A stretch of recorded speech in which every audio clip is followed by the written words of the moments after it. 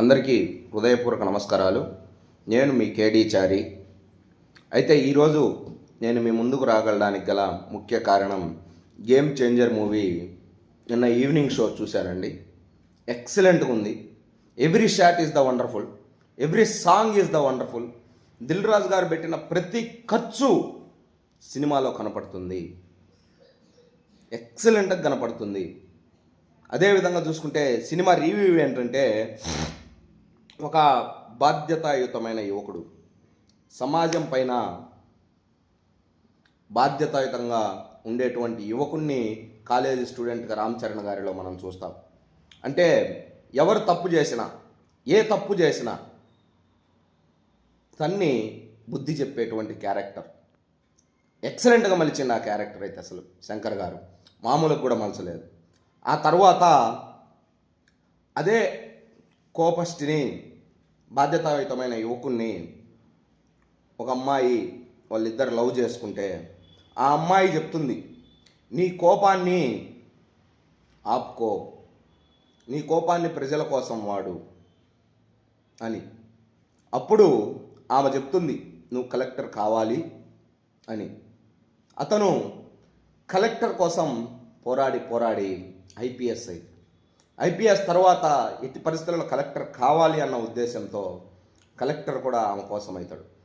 ఆమె కనపడకపోయినా కూడా ఆ బాధను అనేది పక్కన పెట్టేసి కలెక్టర్గా తన బాధ్యతలు, ఒక జిల్లా కలెక్టర్కు ఎన్ని పవర్స్ ఉంటాయో చూడాలి అంటే ప్రతి ఒక్కళ్ళు కూడా గేమ్ చేంజర్ మూవీ చూడాల్సిందే. కలెక్టర్కి ఇన్ని పవర్స్ ఉంటాయా అనేది కూడా చాలామందికి తెలియదు.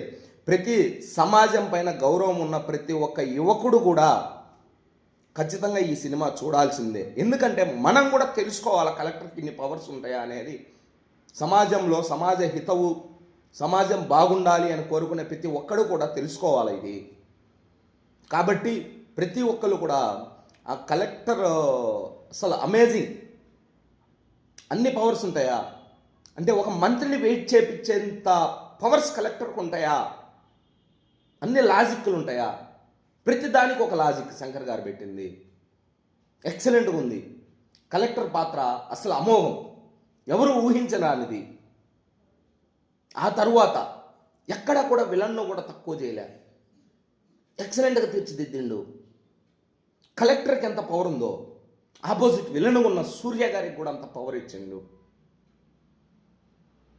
ఎక్కడ రామ్ చరణ్ గారిని పెంచాలో, ఎక్కడ సూర్య గారిని పెంచాలో, ఎక్కడ వాళ్ళను తగ్గించాలో ఆ విధంగా మలిచిండు కలెక్టర్ గారి పాత్రలో ఉన్నప్పుడు. ఆ తర్వాత సడన్గా ఇంటర్వెల్ సీన్, ఇది చెప్పను ఎందుకంటే ఇది వండర్ఫుల్ సీన్. క్లైమాక్స్, ఇంటర్మిల్, ట్విస్ట్ అసలు ఎవడు ఊహించడు అసలు ఈ ట్విస్ట్. ఆ ట్విస్ట్ అయిపోయినాక అందరి ఊహ ఒకటవుతుంది, రామ్ చరణ్ అయిపోయిండు, హీరో అయిపోయిండు అనిపిస్తుంది. కానీ రామ్ చరణ్ నిలబడి ప్రమాణ స్వీకారం టయానికి సూర్య పెట్టిన లాజిక్ అసలు అమేజింగ్. శంకర్ గారు తప్ప నాకు తెలిసి ఇట్లాంటిది ఎవడు పెట్టలేడబ్బా, మామూలుగా పెట్టలేదు అసలు. చింపి ఆరేసిండు. ఆ తరువాత రామ్ చరణ్ అక్కడి నుంచి వెళ్ళిపోయినాక అతని కళ, అప్పన్న పాత్ర అమోఘం. అంటే జనం కోసం నిలబడాలి అనేటువంటి ఒక పాత్రను తీసుకొచ్చి, అప్పన్న పాత్ర అతనికి కొంచెం మాటలు నత్తిగా వచ్చినా కూడా, నేను కాదు ప్రజలలోకి వెళ్ళాల్సింది, నా యొక్క సిద్ధాంతాలు ప్రజలలోకి వెళ్ళాలా, నా సిద్ధాంతాలు ప్రజలు నమ్మి ఓట్లేయాలా, ఎవరు మాట్లాడితే ఏముంది అనేటువంటి పాత్రలో, అప్పన్న పాత్రలో అసలు ఇటువంటి పాత్ర కదా నేషనల్ అవార్డు ఇవ్వాల్సింది అన్న విధంగా నటించిండు రామ్ చరణ్ గారు. ఆ విధంగా రాసిండు క్యారెక్టర్ శంకర్ గారు, ఆ విధంగా డైరెక్షన్ మలిచిండు శంకర్ గారు. అది కదా సినిమా అంటే. ఇటువంటి సినిమాలు కదా మనం ఆదరించాలా. ప్రతి షాట్ అసలు ఇంటర్వెల్ తరువాత సినిమా అనేది తేనె నీళ్లు పోస్తే ఏ విధంగా కారిపోతాయో పైనుంచి, ఆ విధంగా సినిమా నడుచుకుంటూ వెళ్ళిపోతుంది. మామూలుగా పోదు.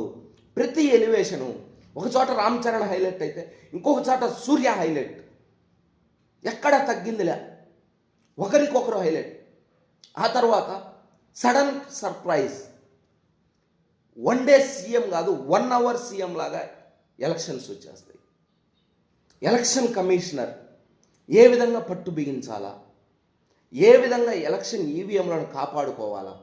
మనం కూడా ఆంధ్రాలో చూసాం, ఓడిపోతామని ఈవీఎంలను పగలగొట్టిన దృశ్యాన్ని చూసాం.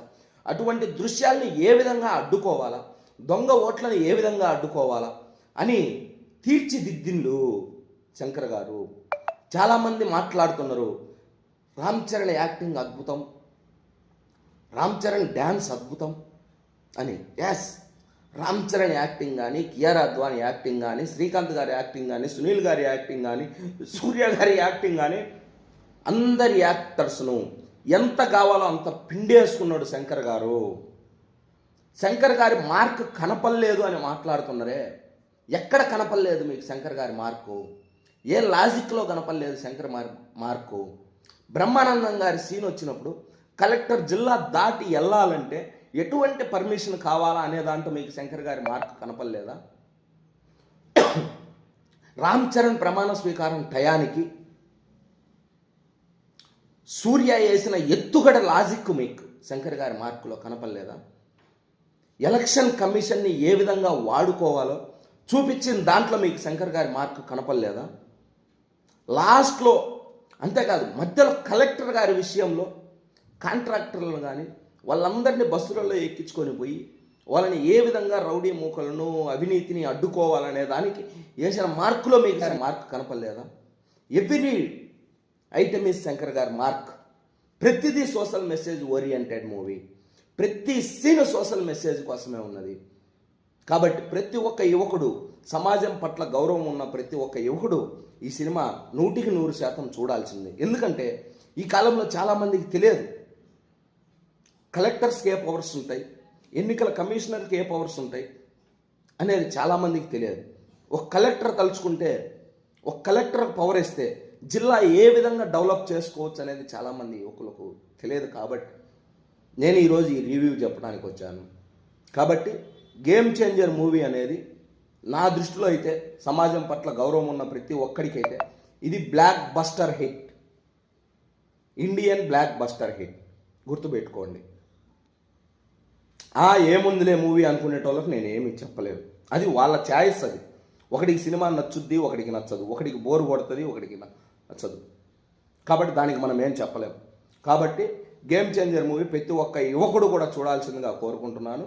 గేమ్ చేంజర్ మూవీ అనేది excellent movie. Every scene is the highlight, every shot is the highlight, every logic is the highlight. జై గేమ్ చేంజర్.